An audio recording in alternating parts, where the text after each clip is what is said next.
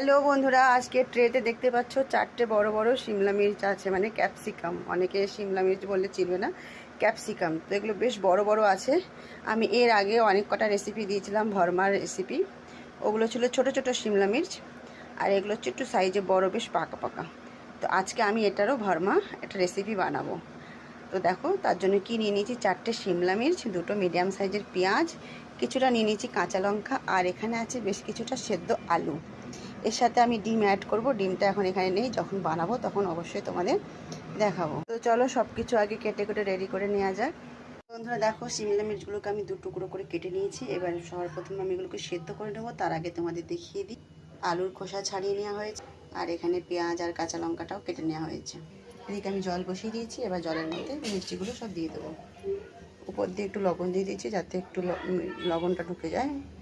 এদিকে মির্চিগুলো ভাপ লাগানো হচ্ছে, এদিকে দেখো আমি আলুগুলোকে সব ম্যাশ করে নিয়েছি। তো বন্ধুরা চলো এবার মেন প্রসেসে যাওয়া যাক। দেখো, একটু হালকা হালকা ভাপ দেওয়া হয়েছে, বেশি সেদ্ধ করা হয়নি। বেশি সেদ্ধ করলে কিন্তু এটা গলে যাবে। এদিকে তেলটা গরম হয়ে গেছে, এবার দিয়ে দিচ্ছি কেটে রাখা পেঁয়াজ আর কাঁচা লঙ্কাগুলো। একটু হালকা করে ভেজে নেব। দারুণ একটা মজার রেসিপি।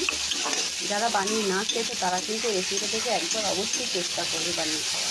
ওদিকে পেঁয়াজটা ভাজা হচ্ছে, এদিকে আমি ডিমগুলো ফাটিয়ে নিলাম। দেখো ডিমগুলোর সাইজ মনে হচ্ছে যেন পায়রার ডিম। বন্ধুরা দেখতে পাচ্ছ, পেঁয়াজ লঙ্কাটা ভাজা হতে দিয়ে দিলাম স্বাদ অনুসার লবণ, পরিমাণ মতন হলুদ গুঁড়ি, আর অল্প একটু গোলমরিচ গুঁড়ি। মশলাটা একটু ভালো করে মিক্স করে নেব।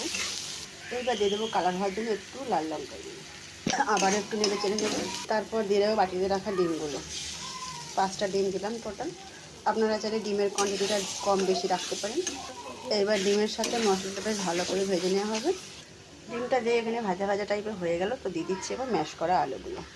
আলুগুলো দেওয়ার পরে ডিমের ভুজির সাথে বেশ ভালো করে মিক্স করে নিচ্ছি। আসলে এখানে মশলাটা আমার শিমলা মির্চ অনুযায়ী একটু বেশি আছে, কেননা এই মশলাটা এভাবে খেতেও কিন্তু দারুণ মজাদার হয়। আমার ছেলে মেয়ে ভীষণ পছন্দ করে, তাই একটু মশলাটা বেশি করে বানালাম। পুরটা ভরার পরে এক্সট্রা বেঁচে যাবে, সেটা পরে খাওয়া হবে।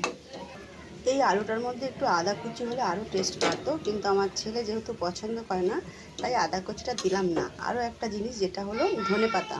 ধনেপাতাটা এই সিজনে একটু কম পাওয়া যাচ্ছে, আর পাওয়া গেল একদম পচা পচা পাওয়া যাচ্ছে, তাই আর ধনেপাতাটা অ্যাড করলাম না। আপনারা চাইলে ধনেপাতাটা অ্যাড করতে পারেন।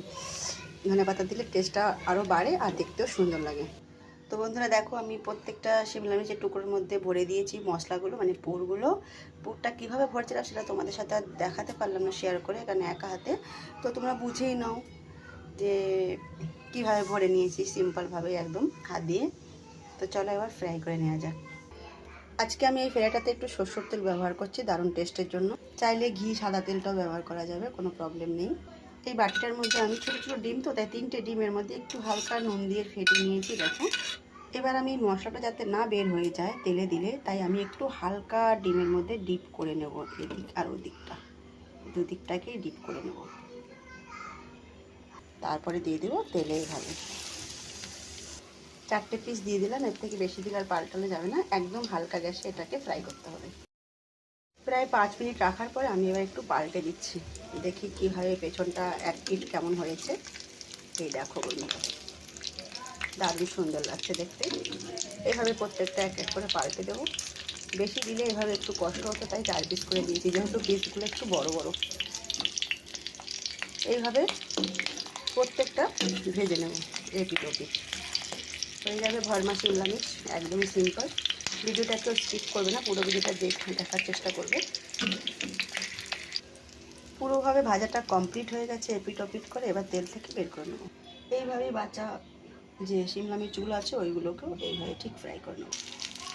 বাকি 4 পিসে দিয়ে দিলাম তেলের মধ্যে, একদমই কম তেল লাগে, আর খেতেও দারুণ টেস্ট। তো বন্ধুরা, পুরো কমপ্লিট হয়ে গেছে ভরমা শিমলা মির্চ। কেমন হয়েছে রেসিপিটা অবশ্যই জানাবে। ধন্যবাদ সবাইকে, ভালোবাসা রইল। Tata, bye bye.